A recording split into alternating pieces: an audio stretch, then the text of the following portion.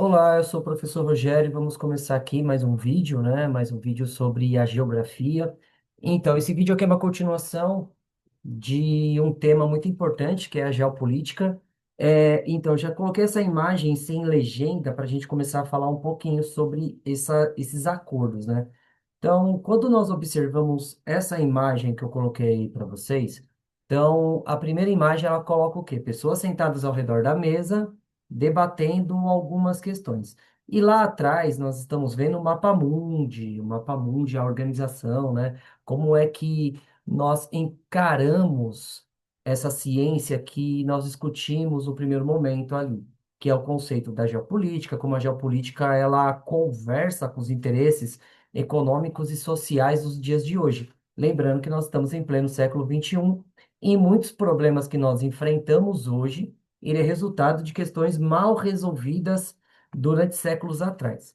Então, para nós iniciarmos aqui, então, como já comecei a falar um pouquinho sobre a geopolítica, então o tema do vídeo é a geopolítica, seus interesses, conflitos de interesses. Então, a geopolítica e os seus conflitos.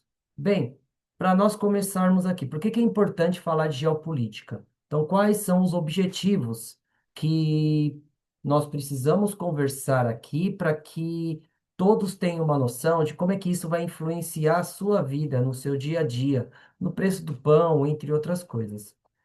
Então, o objetivo principal, relacionar a geopolítica ao Estado, o território e a soberania nacional, como a geopolítica ela vai interferir no Estado nacional, no território e na soberania nacional. Quando nós pensamos em soberania, é quando um governo ele é autogerido, então ele se governa e ele não sofre interferências externas.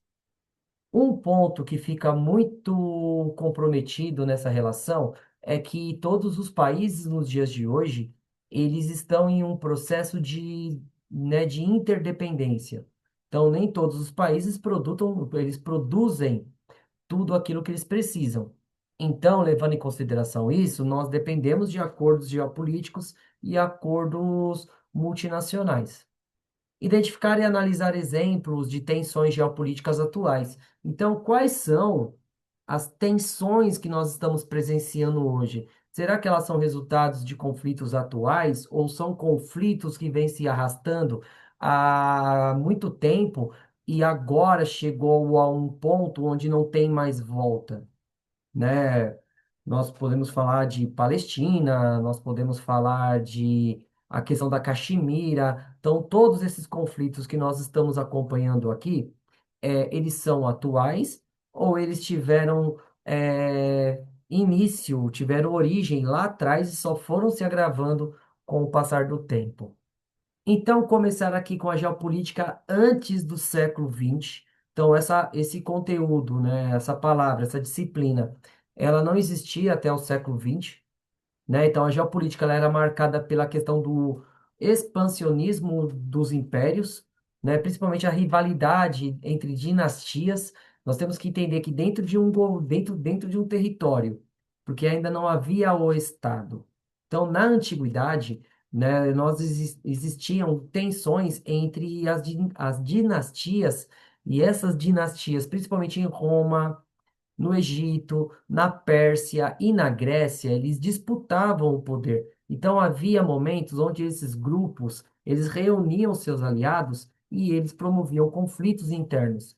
E esses conflitos internos vai fortalecendo aquelas dinastias. Além da questão das dinastias, nós temos que voltar o nosso olhar para aquilo que até os dias de hoje movem bilhões de pessoas, que é a religião.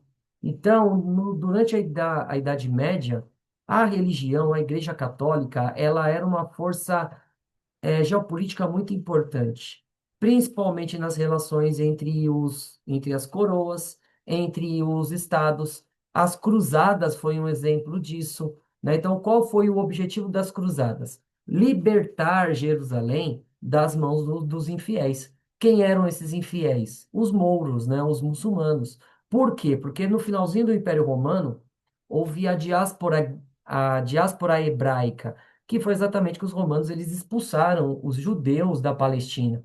E os judeus só voltaram para a Palestina no século XX, né? Século XIX, século XX. No século XIX, os judeus começam a comprar territórios na Palestina, iniciando uma colonização, não uma colonização imposta, mas comprando territórios, ganhando força, de influência econômica na região, né? Não houve uma imposição do Estado judeu no início durante esse período de retorno dos judeus na Palestina, o movimento sionista, mas na verdade houve uma influência econômica. Então, quando nós falamos em religião, as cruzadas é um exemplo muito claro disso, antes do século XX, né? Então, as cruzadas ela tem esse papel de buscar, né, a questão de impor uma religião a um local onde a predominância era islâmica,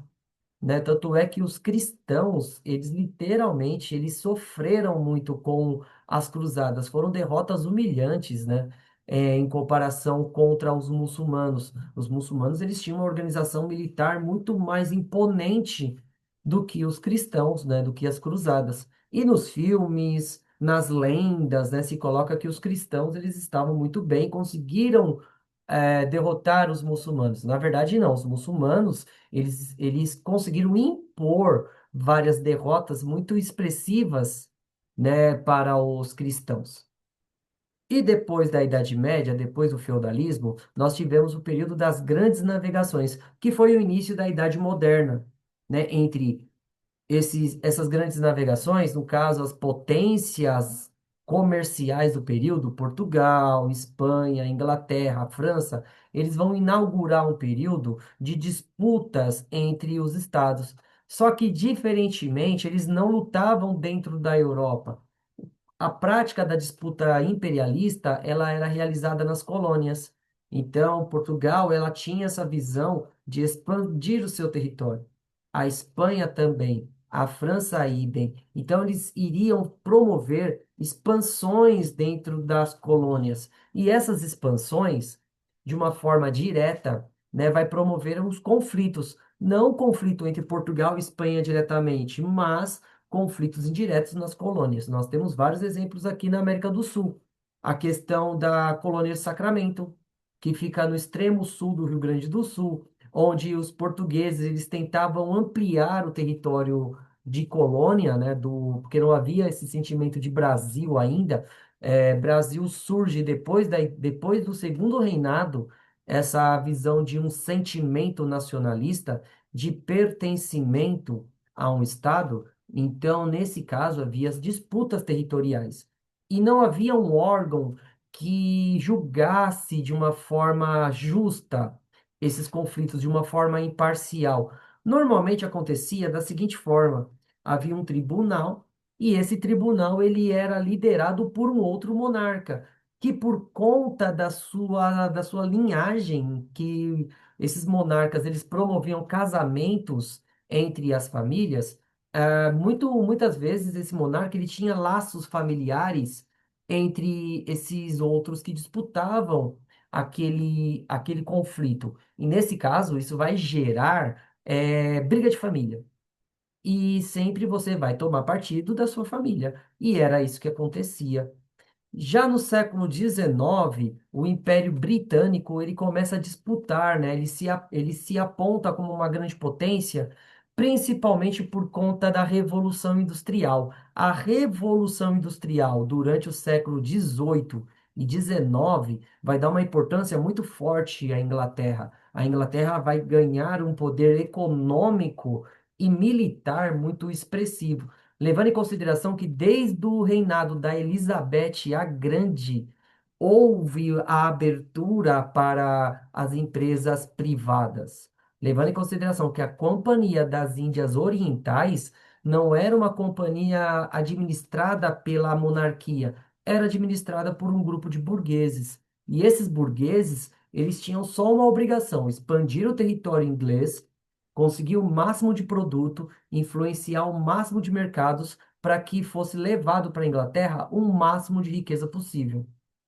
E nesse conceito, a Inglaterra ela tinha um poder diplomático muito expressivo.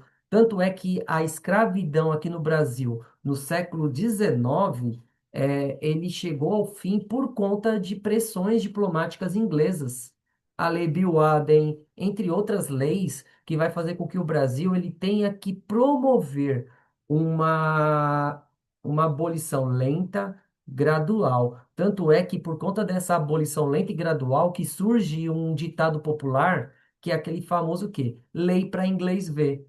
É uma lei que se cria, mas tem vários problemas aí que faz com que essa lei ela seja praticamente inaplicável, né? É difícil de colocar na prática. A lei do ventre livre, a lei do sexagenário, a lei da proibição do tráfico negreiro, tudo isso fez com que a abolição era um aceno para a coroa britânica. Ó, eu estou tentando aqui acabar com a escravidão, então não me crie problemas, não me faça sanções diplomáticas. Tanto é que a Inglaterra, né? A Inglaterra interferiu muito no cenário geopolítico aqui do Brasil, com seus vizinhos no século XIX. A Guerra da Cisplatina, que o Brasil perdeu o Uruguai, né? A Guerra do Paraguai, né? Que o Brasil, a Argentina e o Uruguai se uniram contra o Paraguai e o Paraguai foi devastado. O Paraguai ele foi humilhado. Voltando, né, para os interesses políticos e econômicos que a Inglaterra nutria ali, né, no nosso continente. E também a questão da partilha da África. A partilha da África e da Ásia, ele foi um processo que foi liderado principalmente pelas grandes potências europeias. Por quê? E como eles foram perdendo as suas colônias aqui na América do Sul e na América do Norte e Central, é, as grandes potências europeias, elas voltam o seu olhar para a África, para a Ásia, promovendo a Conferência de Berlim, que foi um dos estopins da Primeira Guerra Mundial. Além das questões de revanche que foram nutridas pelos alemães, pelos franceses, principalmente porque os franceses eles apanharam da Alemanha quando a Alemanha estava se formando, que foi a Guerra Franco-Prussiana, aonde o Otto von Bismarck ele literalmente ele promove uma derrota humilhante ao Napoleão III, que foi o sobrinho do Napoleão. E, com isso, surgiu um cenário de rivalidades, de ressentimentos, porque a Alemanha ela conquistou territórios importantes da França, como, né, a Alsácia e a Lorena, né, conquistou esses territórios. Esses territórios eles só foram ser devolvidos para a França no final da Primeira Guerra Mundial. Se eu estou falando em Primeira Guerra Mundial, a gente vai falar da geopolítica. Ela poderia ter evitado a Primeira Guerra Mundial? Então, a geopolítica, enquanto análise estratégica nas relações de poder entre os estados, ela poderia muito bem ter ferramentas para evitar a Primeira Guerra Mundial, principalmente corrigir esses sentimentos, né, esses ressentimentos, por conta da França com a Alemanha, a Inglaterra, a questão dos Balcãs, né, que está contido aí o sentimento imperialista naquele momento, de expandir os seus territórios, a divisão da África. Então, tudo isso foi nutrindo, foi alimentando essas rusgas, né? Esse ressentimento entre as grandes potências. E no século XX, nós temos que pensar que não havia um sistema de negociações, de diplomacia, existiam alianças rígidas como a Tríplice Entente, a Tríplice Aliança. Então, nós tínhamos alianças entre esses países. Nós tínhamos um nacionalismo exacerbado e corrida armamentista. Tanto é que no finalzinho do século XIX, até o início da Primeira Guerra Mundial, foi considerado um período da era de ouro da tecnologia.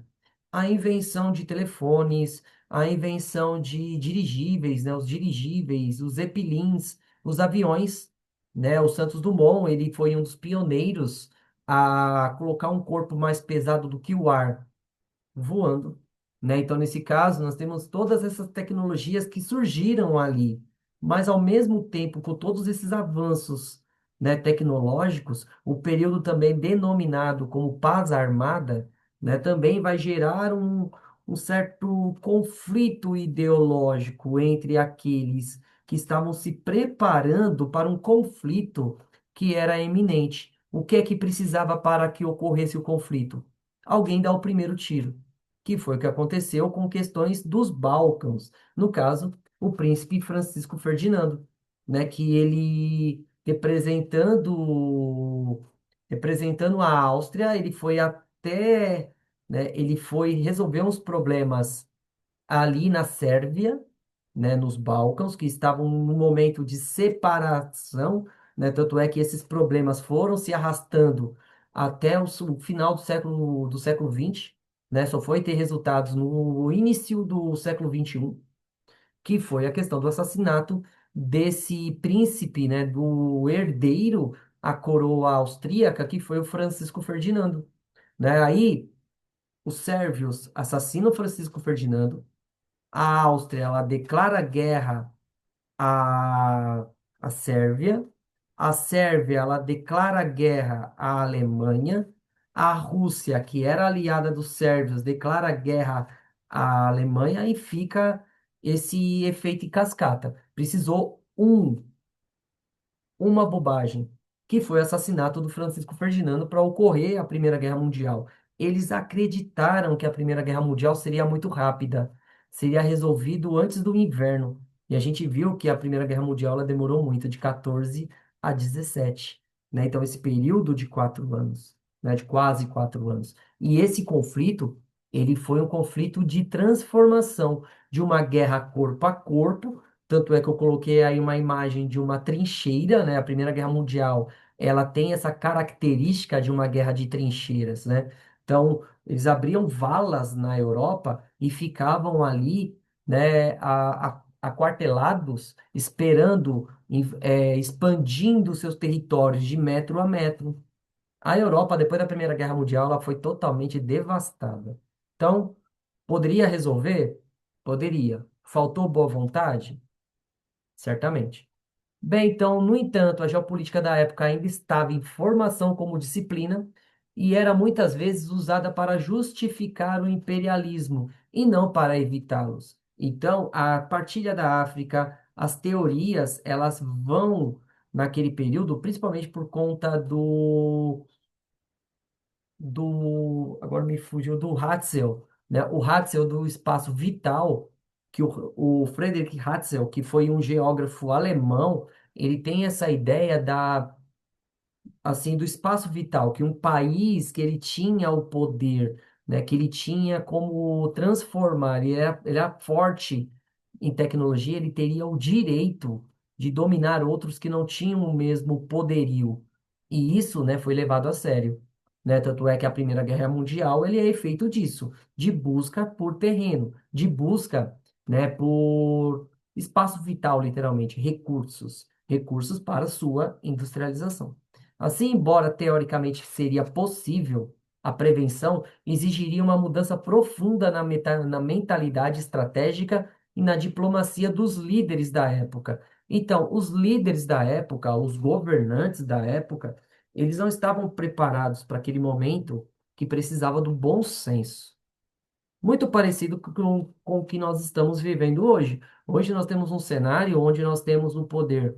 Nós temos o Putin, nós temos um Zelensky, nós temos um Donald Trump, nós temos um Nicolau Maduro, nós temos muitas personalidades hoje que eles estão no poder, mas assim, é preocupante a forma como eles pensam, né? Como é que a geopolítica atual, no início do século XXI, ele está muito próximo da mentalidade e da geopolítica do início do século XX. Expansionismo, conflitos ideológicos, conflitos econômicos. Só que hoje nós temos um instrumento, que é a ONU. A ONU, será que ela é capaz de evitar uma terceira guerra? Né? Então, a Primeira Guerra Mundial não havia a ONU. A Segunda Guerra, nós havíamos uma aliança chamada a Aliança das Nações, né? No caso, essa aliança, ela buscava evitar conflitos como a Primeira Guerra. Ela não foi eficiente, a Liga das Nações, né? Aí, ó, Aliança das Nações, não, Liga das Nações. A Liga das Nações, ela não foi eficiente. A Liga das Nações, ela foi um embrião da ONU, mas ela não foi suficiente para não ocorresse mais um outro conflito depois de algum tempo, que foi a Segunda Guerra.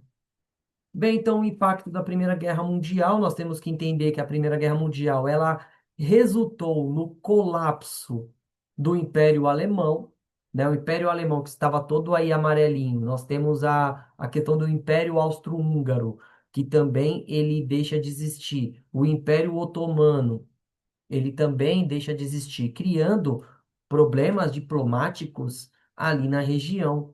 No caso, o Império Austro-Húngaro, ele estava ali envolvendo os interesses locais, né? Principalmente na consolidação e tentar impedir movimentos separatistas. No caso da Hungria, da Sérvia, né? Entre outros territórios que depois da Primeira Guerra Mundial, ela vai ter a sua autonomia.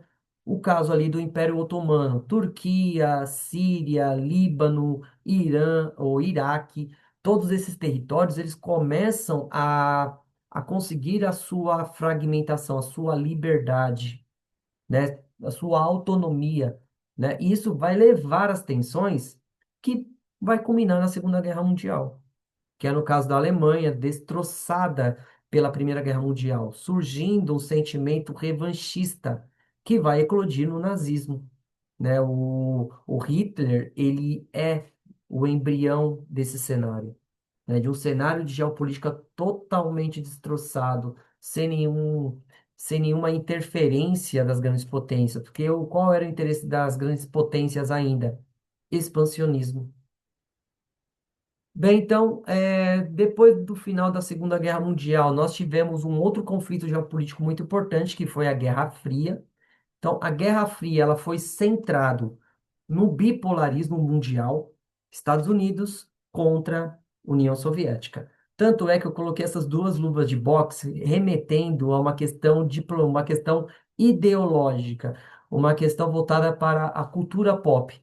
Então, a cultura pop ela ganhou muita representatividade durante a Guerra Fria. Então, nós temos duas luvas de boxe representando um clássico, né, do cinema estadunidense, que é o rock, né? O Rock 4, ele mostra essa visão bipolarizada mundial. O Rock representando os ideais estadunidenses e o Drago, né? Ele representando os ideais soviéticos. Lógico, uma visão estadunidense, onde o Rock ele era o mocinho e o Draco ele era o vilão, né? Tanto é que o Draco tinha aquela questão dos anabolizantes, aquela coisa toda. Mas era uma visão popular, né? Uma visão de quê? E influenciava os seus aliados. Então, para a gente que cresceu na década de 80, década de 90, um dos maiores medos que nós tínhamos era de uma guerra termonuclear, né? Então, era o maior medo. Você assistia aos telejornais e, e vai perceber aquela tensão, onde os Estados Unidos, a União Soviética, eles tinham movimentações diplomáticas entre os seus aliados, e isso, de uma certa forma ou de outra, levava a tensões, porque Estados Unidos e União Soviética em si, eles nunca entraram em conflito. Tanto é que um ponto de resposta em contra-resposta foi a criação da OTAN, que é a Organização do Tratado do Atlântico Norte, aonde os Estados Unidos lideravam países numa defesa do expansionismo soviético. Por quê? Porque quando houve a divisão da Alemanha, porque a Alemanha, quando ela cai na Segunda Guerra Mundial, houve uma tentativa de administração inicial entre os vencedores da guerra, que foi Estados Unidos, Inglaterra, França e a União Soviética, de criar um governo provisório e depois devolver o poder da Alemanha aos alemães. Só que nesse meio tempo, o Stalin, ele resolveu romper com esse tratado, porque ele tinha medo de que os países ocidentais eles traíssem um acordo. E com isso, o Stalin, ele promoveu a construção do Muro de Berlim, criando duas Alemanhas, que pendurou até o final do século, até a década de 1990. E aí que foi necessário se criar essas duas forças. Entre eles acreditaram que era necessário a criação da OTAN e a criação do Pacto de Varsóvia. De um lado, União Soviética, do outro lado, Estados Unidos. E dentro desse contexto, eles mesmos não entraram em conflito. A União Soviética e os Estados Unidos, eles promoviam, eles interferiam em questões internas dos países, como a Coreia, Vietnã, a crise dos mísseis em Cuba, né? A Revolução Cubana é um dos episódios mais interessantes do século XX. Por quê? Porque os Estados Unidos, ele sempre financiou, ele sempre colaborou para o governo de Cuba, né? Os governos como o governo do Fulgêncio Batista, né? E no caso, quando houve a Revolução Cubana, quando Fidel Castro e o Ernesto Guevara de la Serna, né, o Che, eles conseguiram expulsar o Fulgêncio Batista, ele vai simplesmente, né, voltar para os Estados Unidos, né, pedindo ajuda ao Fulgêncio. E a intenção no primeiro momento era que a ilha cubana ela fosse governada por um governo nacionalista, porque os Estados Unidos ele interferia muito na ilha, né? Tanto é que havia cassinos, havia muitos problemas em Cuba promovidos pela presença de estadunidenses. E isso, né, os cubanos, eles já estavam cansados, a questão da corrupção, entre outras coisas. E quando surgiu essa vertente aí né, do Fidel, do Che, entre outros, foi uma tentativa, né, de revolução, né? E nesse caso, quando o Fulgêncio Batista ele é expulso, os Estados Unidos ele cria um bloqueio econômico ao redor de Cuba. E a União Soviética, que é boba nem nada, né, vai lá e fala, ó, se os Estados Unidos ele não quer comercializar com você, eu quero. Então, os Estados Unidos, ele perde o controle de Cuba, mesmo promovendo várias tentativas de invasão, né, promovidas pelos cubanos refugiados nos Estados Unidos, a União Soviética abraçou Cuba. Tanto é que tem o episódio dos mísseis, onde foi um dos episódios mais tensos da década de 1960, aonde os Estados Unidos ele tinha colocado mísseis apontados para a União Soviética na Turquia e na Itália, e a União Soviética, como uma resposta direta, ele colocou mísseis também em Cuba. E isso vai promover uma tensão entre os dois países, tanto é que foi quase um ponto onde quase houve uma guerra termonuclear, né? Esse episódio ele foi retratado em um filme pop que foi os X-Men, O Dia de um Futuro Esquecido, né? Aquele momento dos mísseis. Foi aquele momento da crise dos mísseis em Cuba. Também os Estados Unidos, ele promoveu, ele interferiu na geopolítica da América do Sul. A ditadura no Brasil, ela foi interferência norte-americana. Tem um documentário muito interessante. Agora, deixa eu lembrar aqui.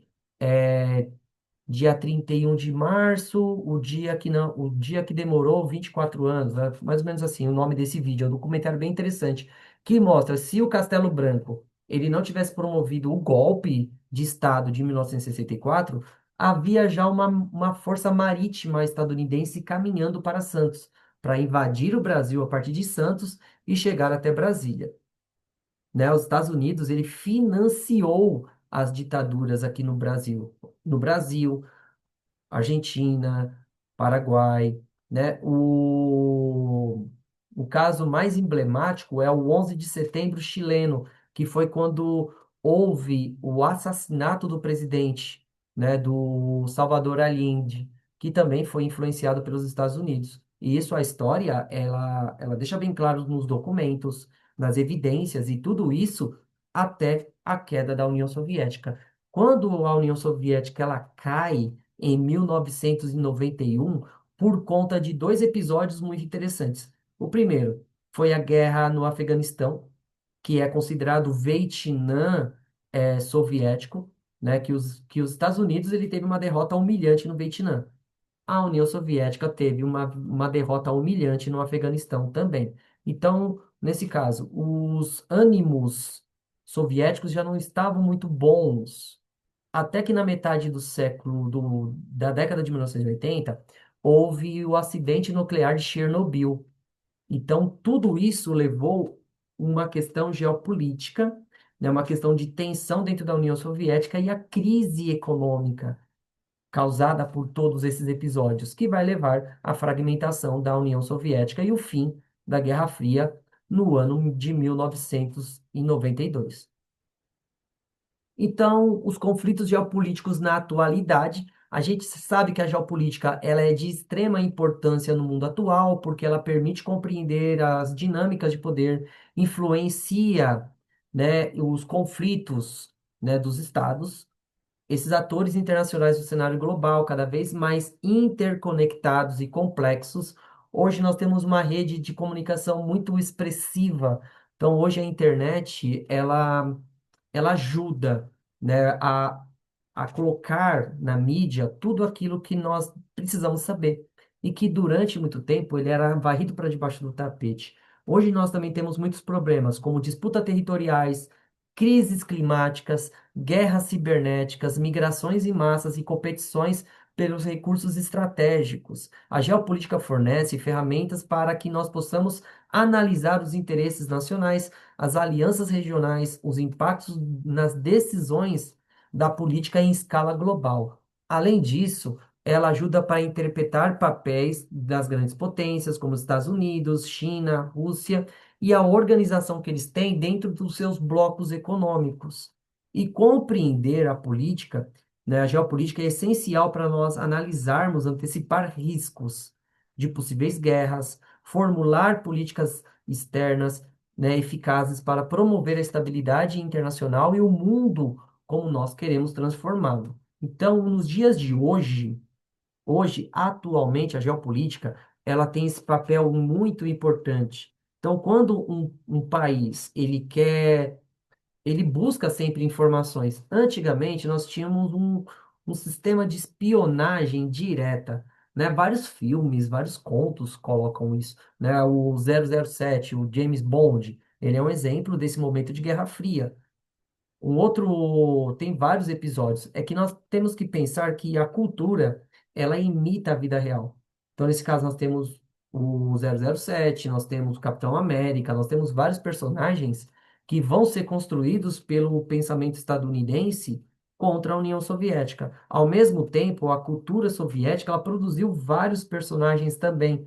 Qual o problema? É que nós vivíamos no mundo ocidental. Muitas vezes esses personagens eles não chegaram a nós, esses personagens fictícios, né? E nesse caso, hoje, por conta da internet, nós temos uma facilidade para poder entender todo esse processo da geopolítica, os interesses, qual o interesse das grandes potências no, no fornecimento de recursos básicos para a indústria.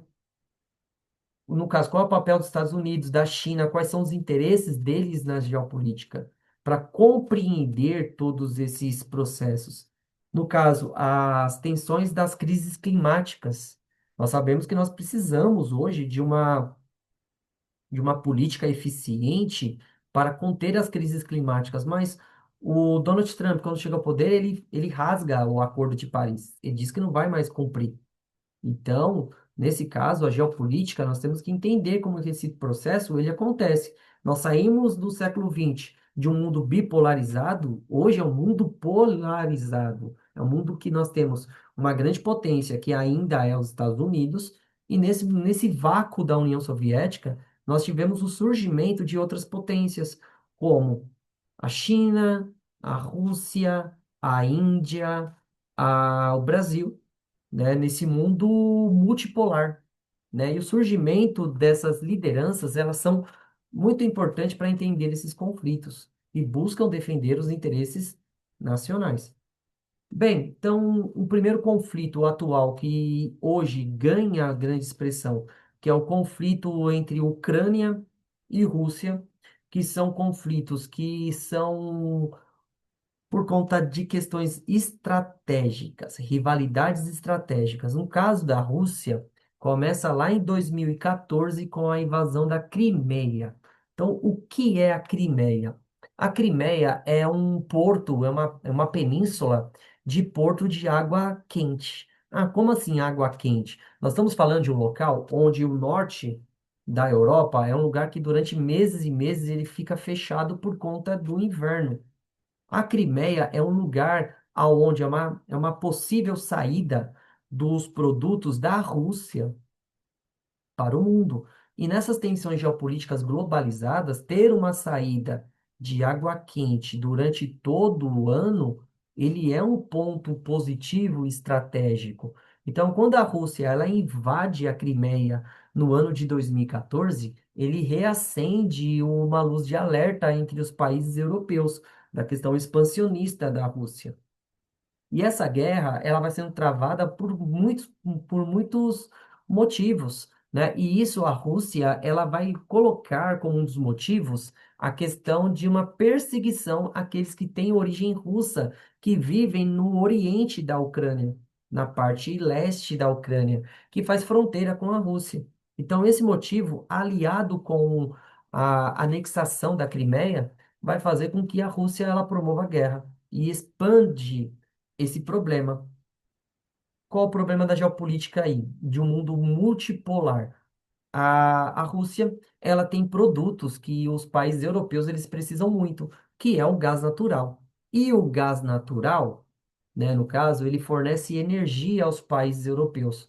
Então, nesse caso, nós temos um processo de interdependência. No caso, a ONU pressiona a Rússia, do outro lado, a Rússia pressiona a ONU. Então, fica um jogo de gato e rato. E nesse caso, como ainda a Europa ela não tem uma solução para os seus problemas energéticos, isso gera um problema, né? Principalmente por conta, né, do momento que nós estamos, que é o momento de transição energética, onde se precisa ter novas tecnologias, mas nós ainda não temos. E esse conflito, ele ainda está acontecendo por conta desses motivos, motivos estratégicos, motivos diplomáticos que não têm uma solução.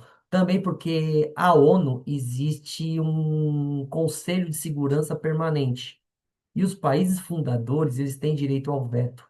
Quem vetou isso? A Rússia. A Rússia, quando houve uma tentativa de cessar fogo, quem vetou a possibilidade foi a Rússia, que ela tem esse poder.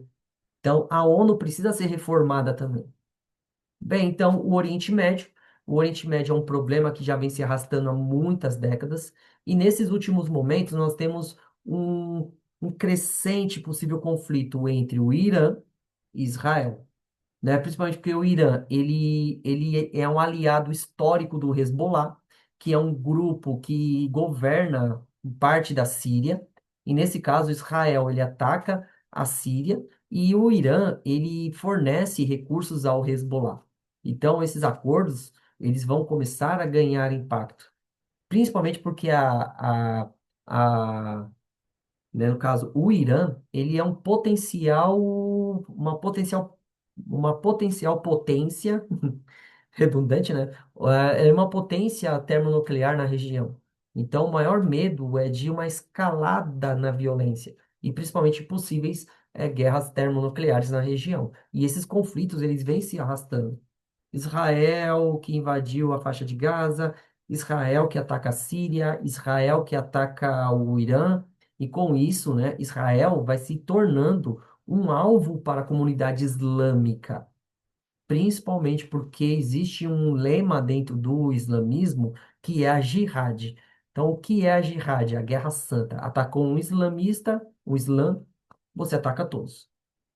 É uma questão de cooperação. Então, nesse caso, nós temos essa escalada importante ali no Oriente Médio.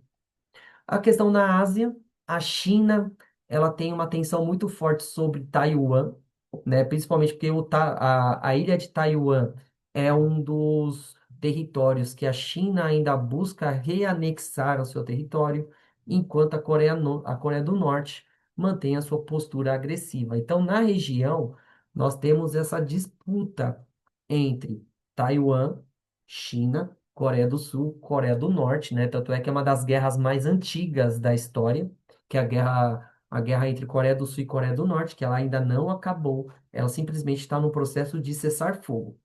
Mas existem aqueles testes, né? Eu jogo uma bombinha ali no mar do Japão, eu promovo um teste de míssil continental. Então, tudo isso mantém a tensão na região. E nos últimos anos, o interesse da China em Taiwan, ele vem crescendo, e isso promovendo grandes rusgas entre esses países.